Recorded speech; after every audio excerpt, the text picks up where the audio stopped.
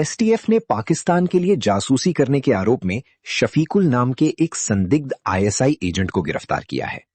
जांच के लिए जांचकर्ता उसे उत्तर दिनाजपुर जिले के ग्वालपोखर थाने के पंजीपाड़ा इलाके के देवना गांव में उसके ससुराल ले आए। इस घटना से इलाके में काफी सनसनी फैल गई है।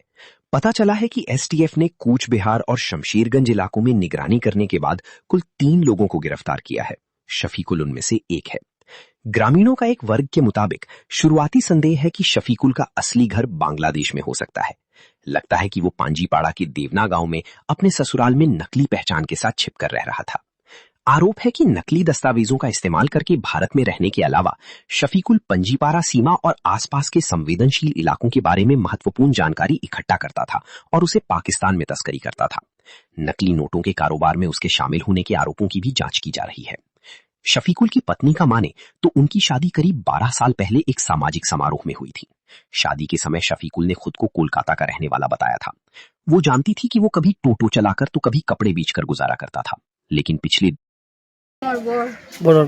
কতদিন আগে আপনাদের বিয়ে হয়েছে? আমাদের বিয়ে হওয়ার তো হয়ে গেল 12 বছর। কে কে আছে আপনাদের পরিবারে? আমার পরিবারে আমার বর, আমার 3টে ছেলে। 3টে ছেলে। হ্যাঁ।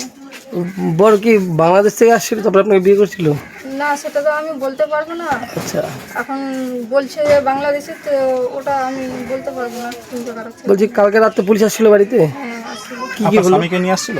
হ্যাঁ, আমার স্বামীকে কি কি হয়েছে কালকে রাতে? রাতে ও আসছিল, নিয়ে দেখাই সাইন টাইন করে নিয়ে গেল। স্বামীকে নিয়ে গেল? হ্যাঁ। বলছি আপনার স্বামীকে পাকিস্তানে কিছু তথ্য পাচারের জন্য গ্রেফতার করা হয়েছে, এটা শুনছেন? এটা না শুনে। এমনি আপনার স্বামী কি কাজ করতো? আমার স্বামী তো টোটো চালাচ্ছিল। আচ্ছা। তারপরে ওই যে ছোট মোটো কাপড় চাপড়ের ব্যবসা করছিল। আচ্ছা।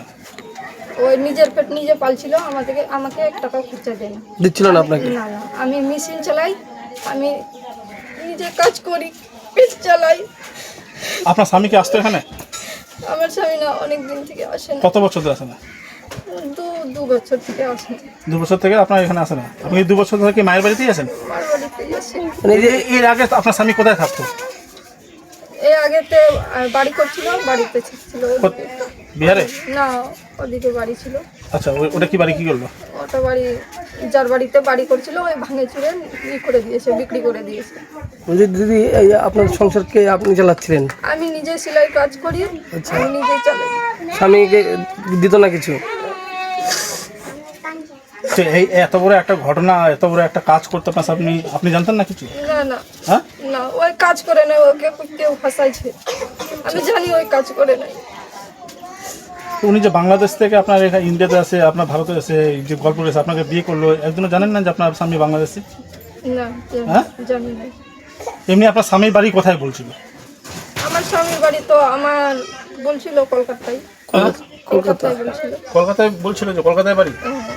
এই পরিচয় দেখে বিয়ে করছে আপনাকে? হ্যাঁ। হ্যাঁ? সামাজিক মাধ্যমে বিয়ে হয়েছে না এমনি ভালোবাসা করে বিয়ে করছেন? না না, ভালোবাসা না। বাবা নাই, ভাই নাই, তো গ্রামের মানুষ আর লোকজন বিয়ে দিয়েছে। হ্যাঁ, ভোটার কার্ড আছে। বাড়িতে আছে এখন?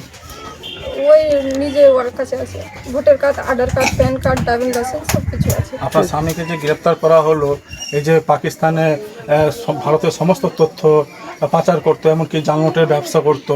না, এটা ভুল কথা।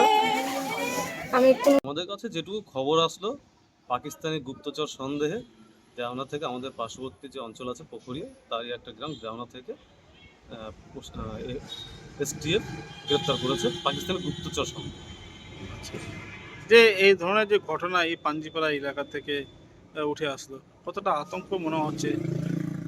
দেখুন, এটা তো পশ্চিমবঙ্গবাসী বিগত 15 বছর থেকেই আতঙ্কের মধ্যেই আছে যে এরকম গুপ্তচর, এরকম আতঙ্কবাদীরা কোথায় কোথায় আরও ভারতবর্ষে, পশ্চিমবঙ্গের কোন কোনায় কোনায় লুকিয়ে আছে। কিন্তু এর জন্য আমরা পশ্চিমবঙ্গ সরকারকে ধন্যবাদ জানাবো যে পশ্চিমবঙ্গে ভারতীয় জনতা পার্টির সরকার প্রতিষ্ঠিত হওয়ার পরেই এরকম পাকিস্তানি গুপ্তচর এবং আতঙ্কবাদীরা কোনায় কোনায় ধরা পড়ছে। আপনার নাম? আমার নাম নির্মল বিশ্বাস, ওকে অপূর্ব বলেই চেনে।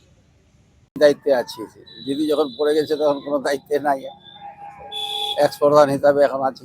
বলছি একজন পাকিস্তানি গুপ্তচর এই পাঞ্জিপাড়া এলাকা থেকে গ্রেপ্তার হয়েছে কাল। এই বেঙ্গল এসটিএফ এবং পাঞ্জিপাড়া ফাঁড়ির পুলিশ গ্রেপ্তার করেছে, কি বলবেন বিষয়টা? তাকে দেখেছিলাম দেওনাতে, একটা বিয়েও করেছিল, কিছুদিন যাবৎ ছিলও, কিন্তু প্রায় 3-4 বছর থেকে আউট। এখন কোথায় থাকতো না থাকতো শুনলাম আজকে যে ধরা গেছে ও। আপনারা তো এলাকায় রাতে নাকি ওকে নিয়েছিল ওর বাড়িতে ওর বউ বাচ্চা দেখার জন্য, ওরা চিহ্নিত করলো, তারপর আবার শুনলাম যে নিয়ে চলে গেছে ওকে। এই শ্বশুরবাড়িটা কোথায়? দেওনা। দেওনা। হুম। কি নাম যাকে ধরেছে? শফিকুল। শফিকুল। বলছি মানে ওর মানে এমনি গতিবিধি কি দেখছিলেন? গতিবিধি না, ও মানে আটাং পাটাং এদিকে ওদিকে ঘুরতে ফিরতেই থাকতো, কাজকর্ম কি করতো না করতো সেগুলো আমরা জানতাম না। এমনি আসল বাড়ি কোথায়? আসল বাড়ির সম্বন্ধে আমি জানি না। তাও কি শুনছেন কিছু? হ্যাঁ, কিছু কি শুনছেন? এখন শুনলাম যে বাংলাদেশ বাড়ি।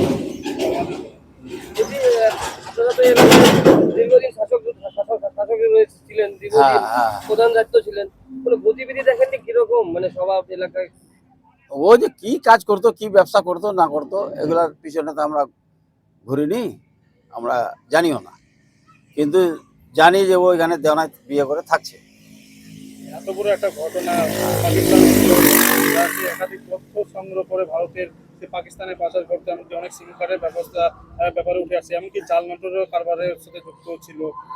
এগুলা সম্বন্ধে অত জানি না। কি চাইছে না? চাইছি ও যদি মানে বিদেশি হয় তো ওর শাস্তি হোক, শাস্তি হওয়া উচিত। মানে কোনো রকম কি এখানে কোনো লেনদেন কোনো দেখছেন কারোর সাথে? না, এইসব শুনিনি।